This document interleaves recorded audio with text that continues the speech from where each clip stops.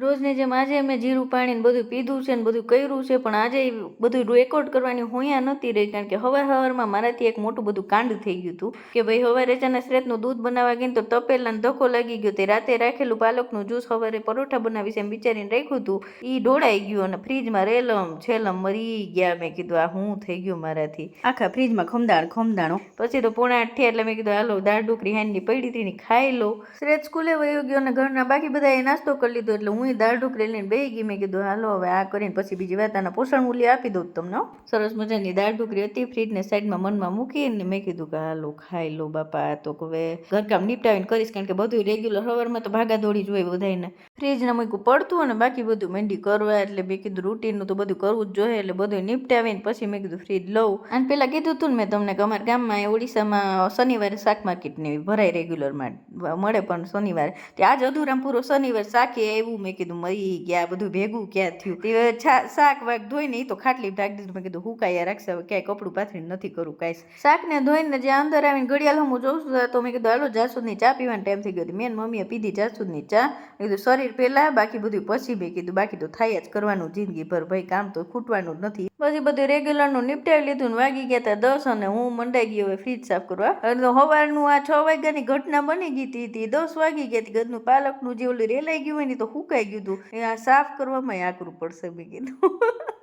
પછી તો મોહતું લઈને જે ઘહીને લૂયું ને ચમકતી ચાંદની ફ્રીજ ચમકાવા વર્ગી ગયો પછી તો બાકી.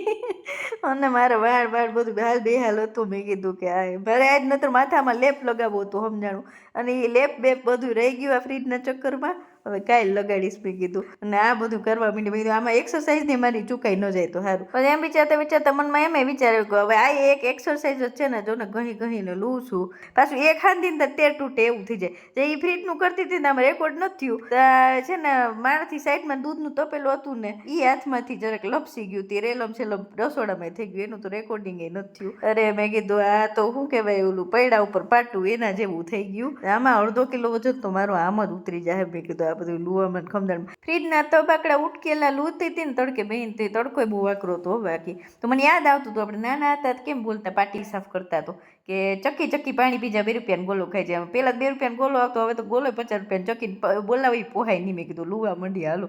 અને આ જો ઓલું કાચનું ઉટકતી હતી ને એમાં તો અંદર ઓલું ગરી ગયું હતું ને પાલકનું પલ્પ જરાકથી ચાકાની અણીથી કાઢવો પડ્યો. મેં કીધું અરે આ તો ભારે કરી. ફ્રીજ ચમકતું થઈ ગયું ચાંદનીનું. પછી બધું જાળવીને માંડી ફ્રીજમાં ભરવા. મેં કીધું અમે આજ તો બૂથ બેસી છે ઓ ભાઈ, એક હાંધી તેર તૂટે છે એટલે જાળવીને ભરી વરી કંઈક ઢોરા હે એટલે માંડી ફ્રીજમાં બધું ફટાફટ નહીં પણ નિરાતે ભરવા. અને ફ્રીજ સરસથી બધું ગોઠવાઈ ગયું. એટલે મેં કીધું હાઈસ હવે સારું શાંતિ. ત્યાં તો જોયું તો 11 ઉપર થઈ ગઈ કે હાલો કસરત કરીને નાઈ લઈને, આમ 12 બપોર થઈ ગઈ. હવે માંડી કસરત કરવા. કસરત એ જો હું તમને ફટાફટ બતાવી દઉં. મેં મારી રીતે જ કરી હતી. હવે હું આવતા બુધવારથી જ લિંક મૂકીશ ડિસ્ક્રિપ્શનમાં, ઈ વાળી કસરત કરીશ.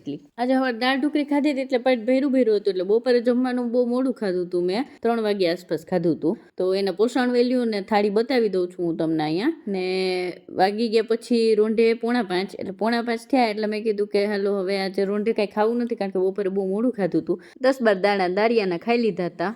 જાસૂદની ચાય પીધી હતી. અને જો દાળિયા ખાતી હું બાઈને ફરિયામાં વહી ગઈ. મેં કીધું 45 મિનિટ જેટલો હાલી લઉં એટલે મંડી હાલવા.